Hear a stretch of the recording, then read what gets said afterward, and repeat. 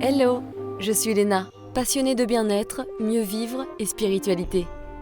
J'ai créé ce podcast pour faire connaître au plus grand nombre des méthodes alternatives pour aller mieux, que ce soit physiquement ou mentalement. Quels que soient vos problèmes, quelles que soient vos croyances, restons ouverts, restons curieux et testons. Bonjour à tous, voici un nouvel épisode, probablement le dernier de l'année, un petit cadeau bonus pour vous faire travailler pendant les vacances et je vais pour cela vous parler d'un brain training exercice, un exercice pour recabler son cerveau et changer ses automatismes. Parce que bon, les automatismes, on en a 4000, mais combien sont bénéfiques pour notre santé mentale et physique ? La réponse est probablement pas beaucoup. Quand on souffre de douleurs chroniques, d'anxiété chronique, de fatigue chronique, Covid long ou autre, il y a tellement de symptômes possibles, je vous l'ai déjà expliqué dans d'anciens épisodes, mais on continue à activer les mêmes connexions neuronales qui se renforcent et qui se sont renforcées au fur et à mesure des années en ayant le même genre de pensée ou de réaction. Du coup, on est dans un cercle vicieux, ça va pas mieux, c'est un jour sans fin, de merde. Cet exercice paraît simple, surtout pour ceux qui sont habitués à chercher des solutions magiques, mais pourtant, comme tous les exercices de recablage du cerveau, croyez-moi, ils sont très puissants. Par contre, il est vrai que ça demande pas mal d'investissement et beaucoup de répétitions en réalité. Merci la neuroplasticité, même si ce n'est pas instantané. Voici une phrase et un exercice qui vient de Ryan Hagel, que vous allez utiliser le plus possible dans la journée, qui va servir de mantra, de transition symbolique afin de créer de nouvelles connexions neuronales pour rediriger votre vieille manière automatique d'agir et de faire en nouvelle manière de faire. Je vais rentrer dans les détails pour vous expliquer le concept, mais voici déjà sans plus attendre la phrase. J'abandonne celle que j'étais pour faire de la place à ce que je deviens. En masculin, ça ferait « J'abandonne celui que j'étais pour faire de la place à ce que je deviens ». Notez-vous cette phrase pour pouvoir la répéter et notamment pour pouvoir la répéter tous les jours. Vous pouvez également l'écrire, et je vous conseille d'ailleurs, sur plusieurs post-it et les placer à divers endroits stratégiques, les chiottes, la salle de bain, le frigo, votre bureau, etc., chez vous ou ailleurs, afin que cela devienne un automatisme et afin de penser à vous répéter cette phrase quand vous êtes triggered, c'est-à-dire que vous commencez à ressentir des émotions négatives. Vous savez, là, il y a un petit pic là, de stress ou d'anxiété ou d'irritabilité, etc., qui remonte à la surface, ces petites coquines.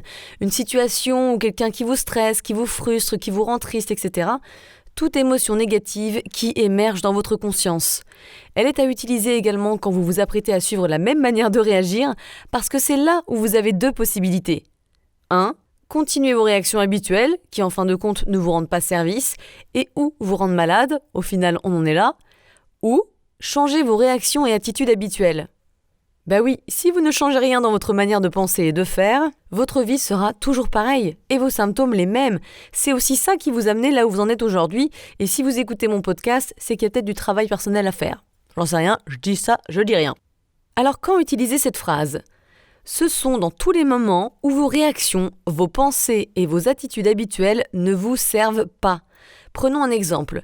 Imaginez que vous êtes très fatigué ou très anxieux, fatigue chronique, overstress... You know what I mean? Votre corps est en train de passer ce message avec un symptôme, ou plusieurs d'ailleurs. Mais vous, votre habitude, c'est de ne jamais l'écouter et de continuer à faire plus et à pousser encore plus loin. Je vous vois mes petits high achievers, ceux qui veulent aller plus loin, faire tout bien, toujours plus, les contrôles fric, etc. Vous n'allez, en règle générale, ne pas écouter ces symptômes, mais continuez votre vie, continuez à travailler, à faire du sport, à sortir le soir alors que vous êtes littéralement crevé, à avancer sur vos projets perso alors que vous n'avez pas la tête à ça, ou à faire le ménage alors que ça pourrait attendre demain. Peu importe ce que c'est, votre corps est fatigué, ou stressé, ou autre. Votre mental est un maître et vous êtes l'esclave. Votre corps vous indique qu'il est mieux que vous arrêtiez en vous envoyant ces symptômes, mais vous, votre mental, votre automatisme, votre réseau de connexion neuronale que vous prenez toujours, c'est de ne pas écouter ces messages de votre corps et continuer quand même. C'est un peu en gros comme si vous disiez à votre corps « Va te faire voir le corps, je le ferai quand même ». C'est triste en fait quand on y pense et quand on réfléchit à cette phrase 2 minutes. Comment voulez-vous que le corps aille bien ? Comment voulez-vous que le corps le prenne ? Le corps est intelligent, il sait ce dont vous avez besoin, mais vous ne l'écoutez pas. Et je n'essaye pas du tout de vous culpabiliser, mais juste de vous faire prendre conscience. Moi, je suis tombée aussi dans le panneau et j'ai fini 4 ans handicapée quand même. No de Dieu. Il va forcément crier plus fort le chouchou. Bref, augmentons notre conscience, c'est pour ça que j'ai créé ce petit épisode.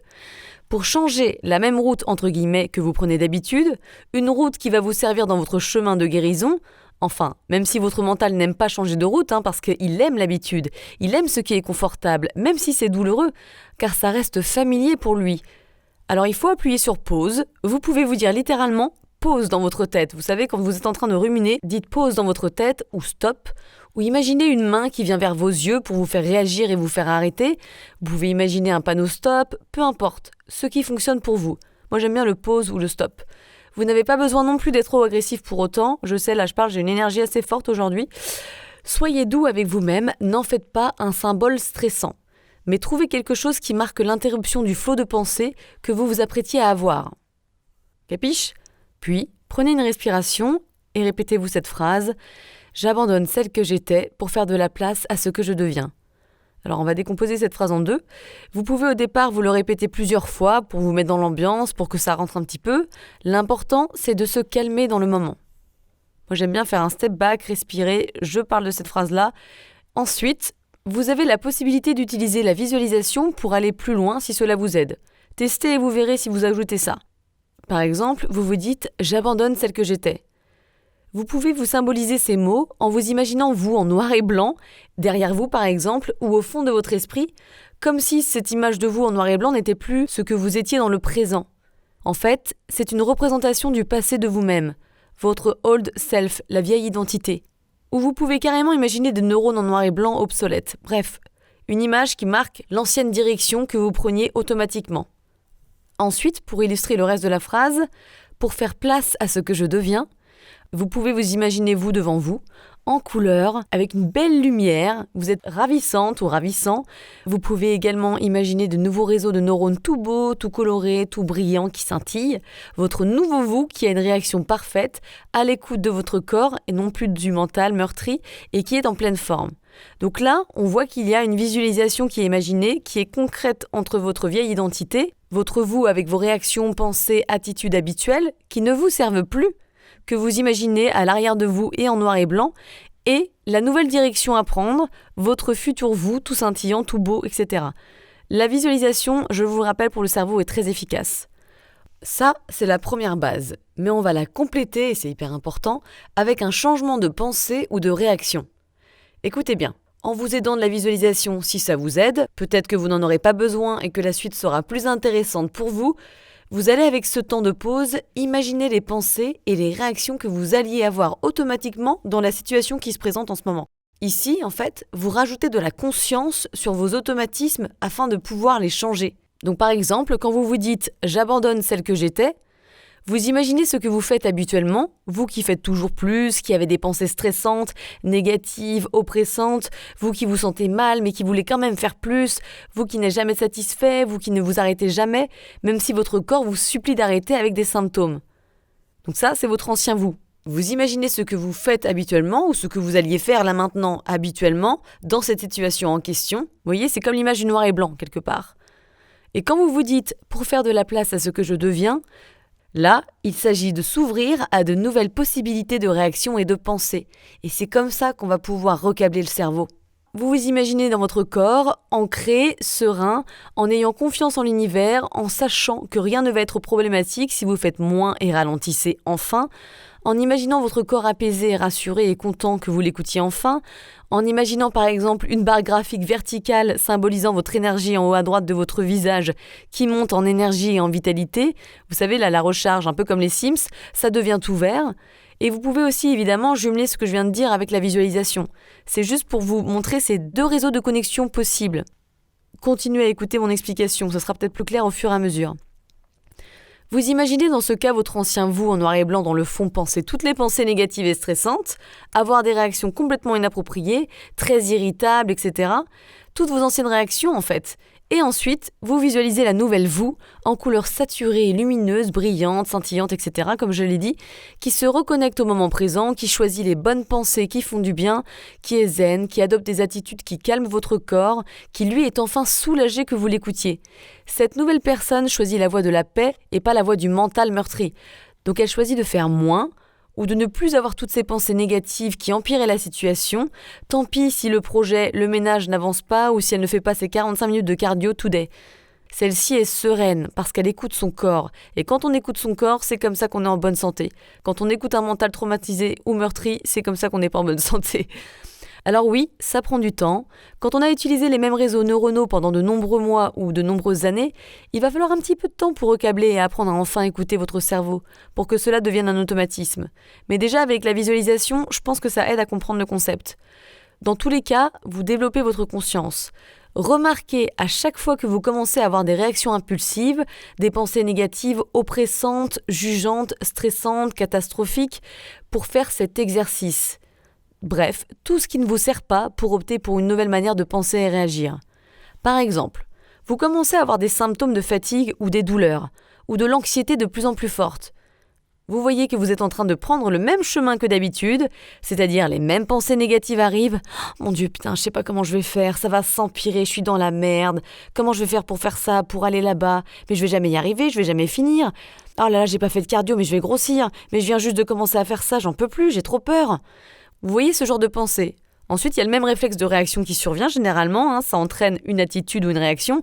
Continuer malgré tout, stresser davantage et être hyper agressive et inquiète, donc continuer à avoir ces ruminations qui n'arrêtent pas, ne pas écouter sa fatigue et continuer à faire du sport. Vous savez, tout ça. Alors que là, clairement, votre corps vous envoie un message. Si vous avez des symptômes de fatigue ou des douleurs, de l'anxiété ou d'autres symptômes, il vous dit quelque chose, il y a quelque chose qui ne va pas là. Allez-vous renforcer ces mêmes connexions neuronales ? Ou percevoir enfin ces signaux comme une opportunité et changer enfin votre manière de penser et faire afin de prendre un chemin différent, calmer ces messages de votre corps et être davantage en paix, serein et moins fatigué.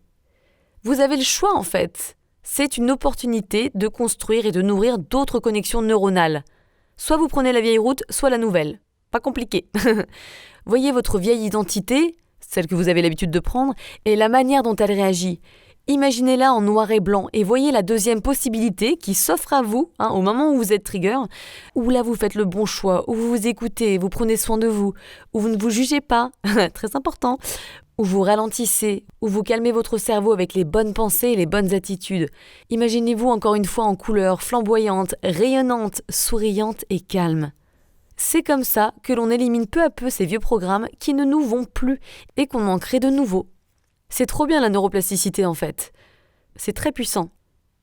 Au départ, votre mental peut se rebeller et vous tester en vous créant davantage de pensées, du genre « mais là, t'avances pas, tu vois bien, comment tu vas faire demain? Mais tu vas être dans le caca, ça va pas aller, tu vas être encore plus stressé. » Donc faites attention à ça et détachez-vous de ces pensées justement, recontinuez à faire cet exercice. Parce que généralement, sinon, vous créez davantage de stress, mais n'oubliez pas de prendre du recul, pensez à votre nouveau vous lumineux, serein, qui s'en fout du mental, qui ne l'écoute pas, parce que le mental, c'est juste un petit bonhomme qui s'excite et qui pollue notre sérénité. C'est un petit programme qui est en nous, qu'il va falloir jarter, et comme on le jarte en arrêtant de le nourrir. Pareil avec la culpabilité si vous travaillez beaucoup. Il y a de grandes chances que vous ressentiez cela. Utilisez cet exercice, c'est parfait. Tout cela, ça va participer à votre guérison. Certes, il faut du temps, mais en plus, ça va changer votre personnalité et vous rendre bien plus libre et heureux et authentique, en fait. Parce que on se connaît pas vraiment, on réagit tout le temps en survie, en fait. C'est des réactions de survie qu'on a là. Donc en fait, c'est pas notre vraie personnalité, c'est un peu triste. Si vous n'êtes plus en totale panique, votre corps se sentira rassuré et pourra faire son job, c'est-à-dire vous guérir, se régénérer, récupérer. Et là, vous vous sentirez vraiment mieux et vous verrez un changement dans tous vos symptômes. Donc là, ce qui est top, c'est que vous avez une chance d'être votre meilleur allié et d'utiliser votre mental à des fins de guérison. Pour une fois, le mental apeuré ne sera plus un frein et un maître horrible. Il sera un bon esclave avec de meilleures pensées grâce à votre volonté et votre prise de conscience. Mais avant, il faut le dresser. Alors hop, on écrit ses post-it et on choisit de changer sa personnalité et sa réalité. Un exemple avec moi, ça m'est arrivé hier. Un programme que j'ai, qui est un trauma, c'est carrément une réponse traumatique, c'est que quand quelqu'un de proche m'explique quelque chose, ici c'était mon chéri hier qui m'expliquait un truc administratif, double stress pour moi qui a horreur de l'administratif, faut vraiment que je le bosse, je peux très vite stresser, déclencher, sans même m'en rendre compte, hein. Enfin, maintenant je m'en rends compte parce que je travaille sur ma conscience, mais déclencher mon système nerveux sympathique, avoir envie de fuir, devenir irritable, répondre agressivement, m'énerver pour un rien, changer de ton en fait, je deviens très désagréable. Ah, je suis pas fun, la Lélé, c'est pas celle que vous connaissez dans ces cas-là. Ça vient de l'enfance, en réalité, où on m'a traumatisée à l'école et à la maison. Par exemple, je comprenais pas quand on m'expliquait les maths. Mon père s'énervait, il est pas connu pour sa patience, faut dire. Et du coup, il était hyper agressif, il disait des phrases genre « je m'énerve pas, je t'explique ». Ça finissait en pleurs, lui frustré, énervé de ne pas pouvoir m'expliquer car ça lui semblait logique et facile pour lui, le matheux. Moi, ça renforçait mes connexions neuronales de « je ne suis qu'une merde, je ne comprends rien du tout, c'est trop dur, je ne suis pas aimé par mon père, il est pas fier de moi, je ne sers à rien, je comprends rien, je suis teubé ». Du coup, à force, quand on m'explique quelque chose de difficile, eh bien, je me dissocie automatiquement et je n'entends que les choses à moitié. J'arrive pas à capter, je suis stressée et en panique. Et si j'arrive pas à capter, c'est parce que je suis en état du système nerveux sympathique, en fight or flight, en combat-fuite. Mais encore une fois, on est tous différents, ça peut être vraiment toute situation, des rendez-vous, des entretiens d'embauche, un repas de famille, vous avez fait une présentation devant quelques personnes, ou un autre exemple concret par exemple. Un collègue ou un proche vous fait une remarque désagréable, ou un chauffard vous klaxonne. Plutôt que de vous énerver sur la personne, ou même l'insulter de tous les noms, répétez-vous tout ce que vous avez compris dans ce que j'ai dit, répétez-vous cette phrase en la complétant avec des exemples concrets.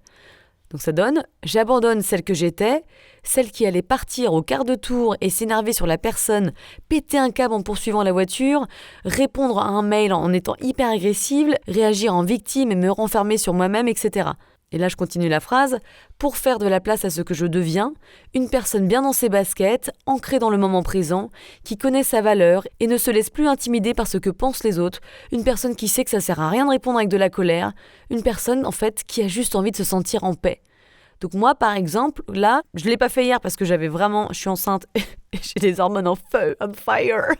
Non, bon, c'est un peu une excuse, mais c'est vrai que s'il y a quand même vraiment un truc hormonal qui se passe. Hier, j'ai eu des réactions moins pires, c'est-à-dire que je me calme beaucoup plus vite qu'avant. Mais j'aurais vraiment pu imaginer encore ces deux routes, là, ces deux types de connexions neuronales que je veux nourrir, et vraiment choisir davantage à me sentir en paix, à être open sans avoir peur de me faire engueuler, à ne pas forcément voir le mal dans le fait qu'il m'explique les choses, parce qu'en fait, je suis en train d'apprendre quelque chose. Vous voyez, c'est toujours une opportunité. Donc en fait, ce n'est pas que pour les douleurs ou les symptômes qu'on peut utiliser ça, mais pour toutes les situations de la vie, et c'est pour ça que c'est un exercice assez puissant. Moi, par exemple, ça peut être aussi quand je fais ce genre de solo épisode. Je me réécoute et mon old self va forcément me créer des pensées de critique du genre « Ah, c'était pas complet, tu parles trop vite » ou « Justement, il y a trop d'espace » ou « T'articules pas, c'est pas ceci, c'est pas cela, il manque ça ». En fait, je fais un pas en arrière, je fais ma petite respiration et je repense à cette phrase. J'abandonne celle que j'étais, qui voulait tout faire parfaitement, absolument plaire aux autres sans être authentique, ne pas penser à son bien-être, et je peux continuer la phrase, pour faire de la place à ce que je deviens, une personne qui est authentique, qui s'accepte comme elle est, tu vois, une personne qui a voulu aider son prochain, qui a passé toute une journée à préparer ce mini-épisode avec amour, qui a pris du temps perso pour essayer de donner des pistes à ses auditeurs, une personne qui fait de son mieux, en fait, qui essaye, et qui est contente de bouger son cul, et la perfection n'existe pas. Vous voyez, ça commence à rentrer. Et là, tout de suite, ces pensées-là, elles vont pas activer mon système nerveux sympathique. Il y a beaucoup plus de compassion. Et la compassion et le non-jugement, ça aide à guérir. Alors n'attendez pas, mettez les post-it ou des rappels sur votre tel et faites-le souvent. C'est la clé du succès. C'est marrant parce que ces exercices de recablage du cerveau me rappellent la diffusion cognitive en thérapie cognitive qui permet de lutter contre les pensées non désirées, les bonnes ruminations qui tournent en boucle et qui nous perturbent bien comme il faut. L'objectif dans cette pratique, c'est d'en prendre conscience, comme d'hab, toujours important, pour ensuite ne plus se sentir pollué par elles. Le but est de ne plus les croire, parce que c'est là où réside leur pouvoir en fait. Pourquoi on y croit ? Parce qu'elles ont un impact émotionnel sur nous. En général, c'est parce qu'elles nous font peur. Donc il y a plusieurs objectifs dans la diffusion cognitive, notamment de devenir capable d'identifier la pensée en question, d'en prendre conscience, la remarquer, comme on l'a fait dans l'exercice d'ailleurs. Vous remarquez une pensée du genre « Ma présentation était pourrie, j'ai merdé ».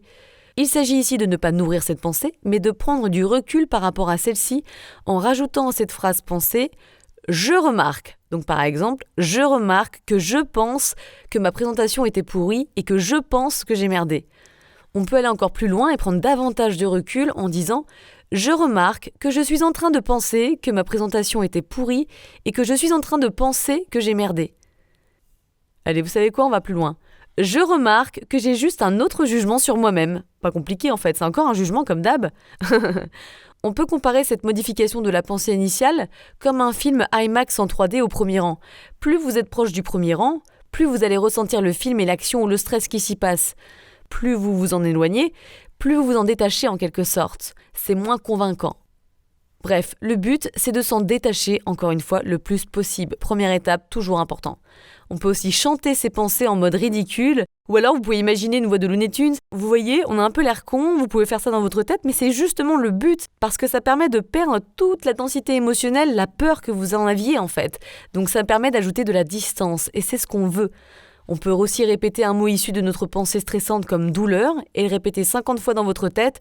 Douleur, douleur, douleur, douleur, douleur, douleur, douleur. Même le ralentir. Douleur.